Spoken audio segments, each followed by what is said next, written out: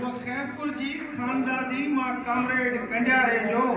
वो मुमल वडन महलातुन जी मां बलियल नंढे छापरे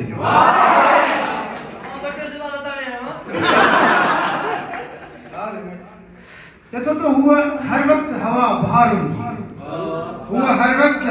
बहारुन जी मां नंढो डी सियारे जो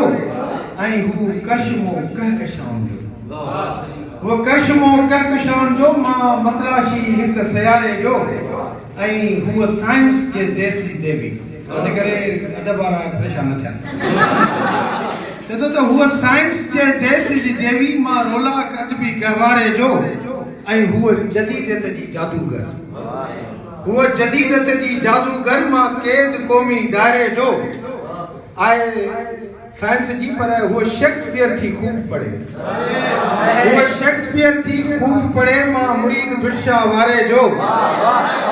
ऐं हु इलियट खां थी उत्साह वठे मां आवाज अयाज जे इस्तियारे जो ऐं हु इस्लामाबाद थी अडण चाहे मां रहवासी सिंधु किनारे जो ऐं हु आलमगीर थी आजपो जाने मां आशिक जिए सिंध जे नारे जो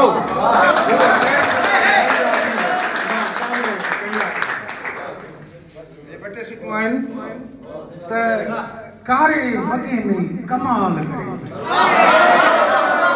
कारे वगे में कमाल करे थी जीण जेगन जो जंजाल करे थी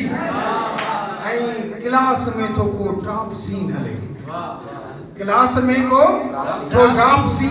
सर खां जॾहिं को सवाल करे थी अॻिते त हलंदे थी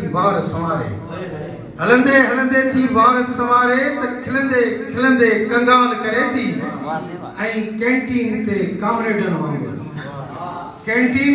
कामरेडन वांगुर फोन ते कालन मथा काल करे थी ऐं जांडनी कीट्स वाह जो पढ़े थी विटामिन ते त वायूं बताल करे थी ऐं अॻिते त लॉरेंस ऐं जॉयस जी दीवानी आहे लिंग्विस्टिक्स